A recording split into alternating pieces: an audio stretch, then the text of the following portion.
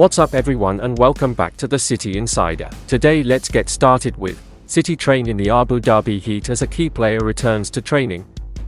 Manchester City have been enjoying the sun during their mid-season training camp in Abu Dhabi. The champions have travelled to the Middle East for a mid-season training camp as they prepare for the second half of the season. Pep Guardiola's side has put themselves in a good position to attack the second half of the season. They'll be hoping the time spent in Abu Dhabi will pay dividends later in the campaign.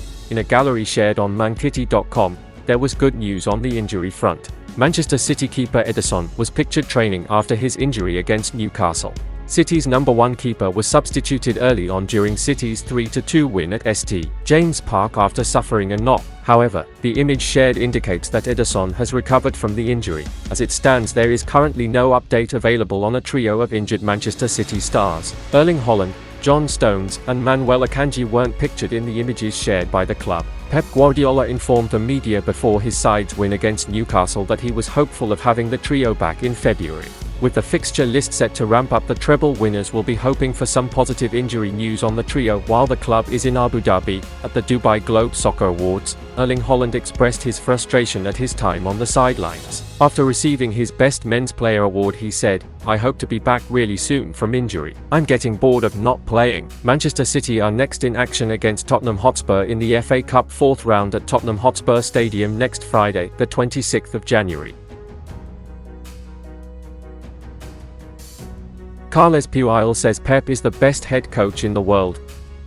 The 53-year-old recently picked up the FIFA Best Men's Coach award after guiding his side to win 5 major domestic and European titles in 2023. Following this latest accolade, one of Guardiola's former players has shared his thoughts on the City manager and where he ranks among other head coaches in football right now. Speaking in a recent interview shared on Match of the Day's Twitter page where they posted a clip previewing the BBC's upcoming documentary about Guardiola, Puyol had this to say about the City boss. He said, "If you held a match and if you took away the strips and didn't know which team was which, you could tell which team was Pep's.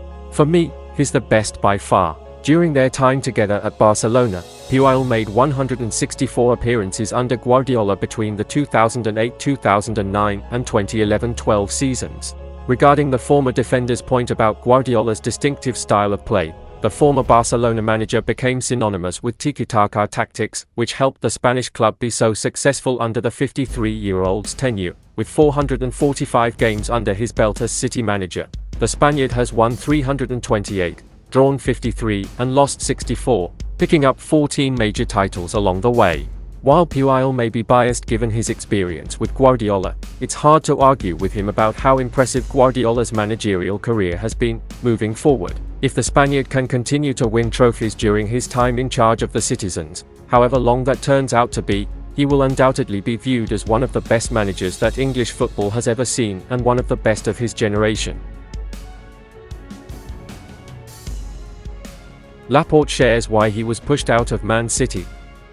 After spending 5.5 years at the Manchester club, the defender joined Al Nassr during the previous summer transfer window in a deal worth over £23 million.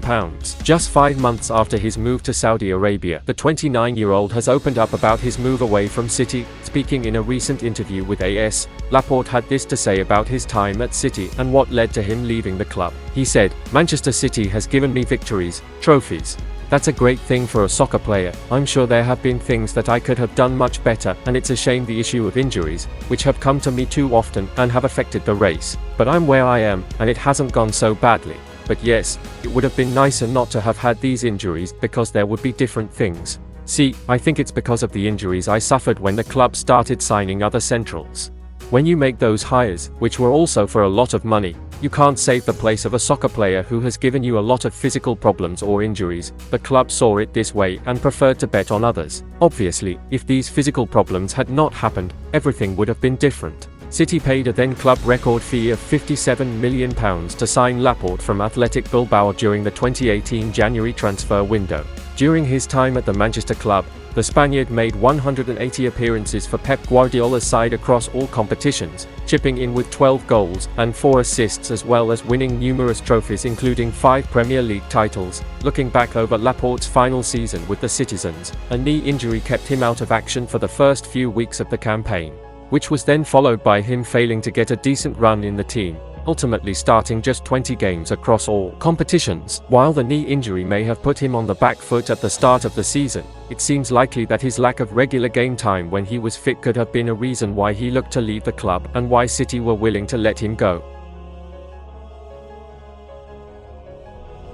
Man City in talks with agent of Exquisite £34 million wizard.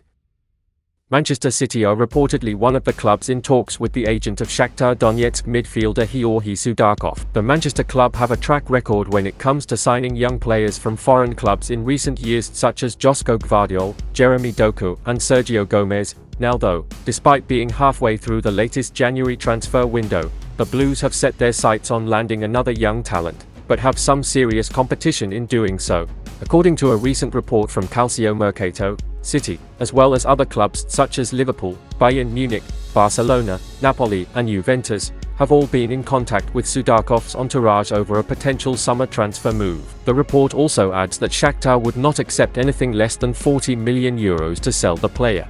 At the age of 21, Sudakov has made 85 senior appearances for the Ukrainian club across all competitions, scoring 13 goals and supplying 13 assists along the way. This season has seen the youngster score 3 goals in 18 appearances from midfield, one of which came against Barcelona in Shakhtar's 2-1 defeat to the Spanish club at the Nou Camp in the group stage of the Champions League back in October. To give more of an insight into the player, football talent scout Jacek Kulik described Sudakov as an advanced roaming playmaker, who is also a quick, agile, highly technical, creative, skillful dribbler carrier with an exquisite first touch and someone who operates comfortably with his weaker left foot. With all of that in mind, it's easy to see why so many of Europe's big clubs have got their eyes on the Shakhtar star ahead of the upcoming summer transfer window. Looking ahead to the summer, if City feel that Sudakov is someone they think can make waves in their side, securing a deal for him ahead of their European rivals could be a smart move for them to make. And that's the end of this video. Don't forget to subscribe and turn on notifications to support me.